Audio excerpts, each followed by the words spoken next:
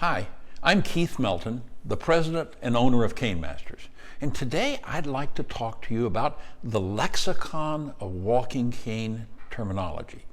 That sounds strange, but in the world of canes, we have a wonderful descriptive vocabulary that allows us to always understand what we're talking about with canes. So today let's go into some of the names and how they're used. In a typical walking cane, this is what we call raw stock.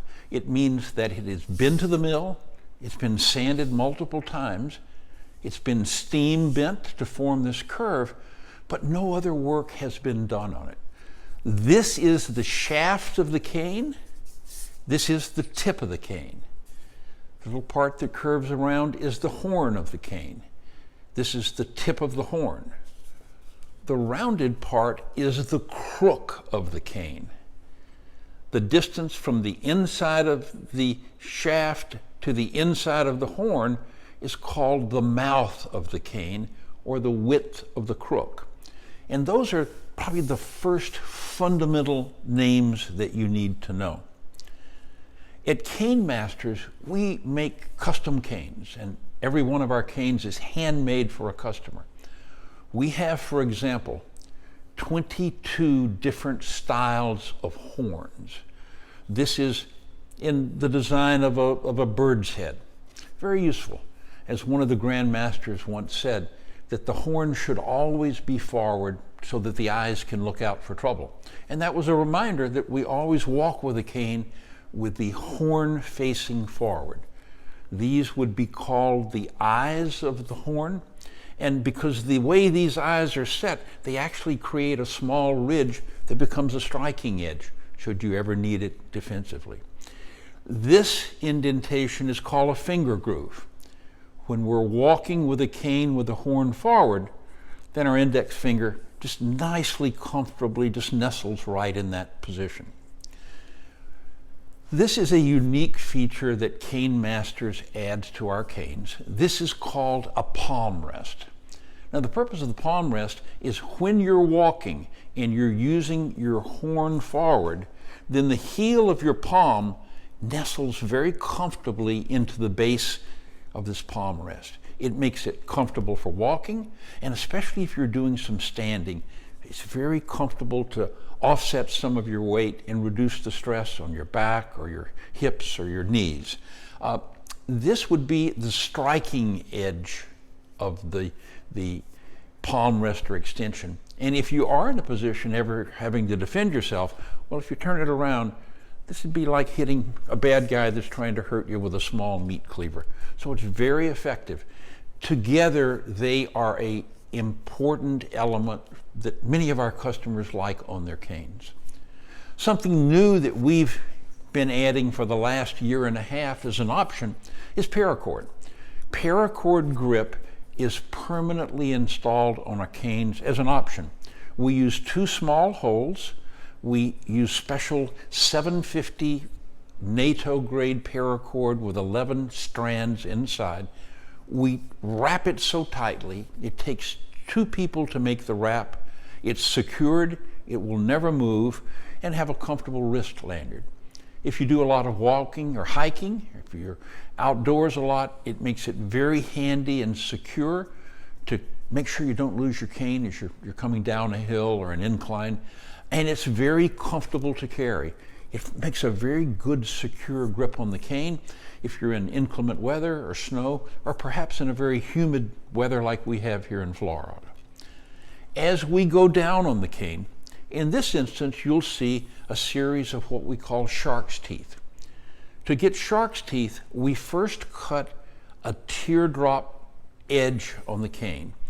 And this is in effect a small ridge. The purpose of the ridge is that it would concentrate all the force of a blow into a very narrow area, so that if someone's trying to hurt you, it would increase the impact of a strike. To make it even more painful to the bad guy, we cut a series of notches called shark's teeth. To create shark's teeth, you must first have a teardrop edge, and then you can cut in the shark teeth. They're very popular and very effective. On any cane you have grips. Grips are usually at the top of the cane and very often at the bottom of the cane. They're very useful if you're standing. You want to stand and push up against them. Or if you're holding it, you can use it in a two-handed approach. In this cane, we have also added a copper tip. Copper tips are metal ferrules that go around the bottom of a cane. There's a rubber cap that goes on the bottom of it that can be taken on and off, but it's replaceable. It's very tightly on there, but they can be replaced. The end of the copper tip is sealed to stop moisture from ever getting inside. This is pure copper. It's a wonderful element of style for your cane, but it makes the bottom of the cane stronger, and it's very, very useful. On this cane, we've added some additional features. The person this was crafted for requested that we add grips on the crook as well as a full set of top grips. Now, the purpose of this would be when you're controlling or maneuvering the cane, the little notches give you more points of sensation to your hand. You get more tactile control when you're maneuvering the cane. Top grips and bottom grips are just very useful for maneuvering the cane. But in the center, we've added something completely different called rumble strips. Rumble strips are shallow notches cut into the outer or inside edge of the cane, and they serve as an abrading tool, so that if someone has violated your personal space, you're fearful, you want to push them away, two hands to the cane, you can push, but you can also do this movement, and this would be very uncomfortable to their hand, their arm, their face, anything it raked across. It's going to encourage them to back off and leave you alone. This is the tip. This is a standard rubber tip, but we also have some bigger heavy-duty tips in case you do a lot of walking in the woods or perhaps you're in inclement weather such as snow. All of our canes can be engraved at different points. This is an external engraving that has the word peace, and then on the inside it has war. We do a wonderful job with our veteran canes. We can engrave your name, your initials, a military crest, sayings, biblical quotes. If it's a cane that I am personally working on, you'll often see an engraving that said this cane was personally handcrafted by Master H. Keith Melton. We're very proud of our work. To us, each cane is a work of art, and we put so much time in the hand finishing. Occasionally, some of our canes will even have hand-carved wooden horns.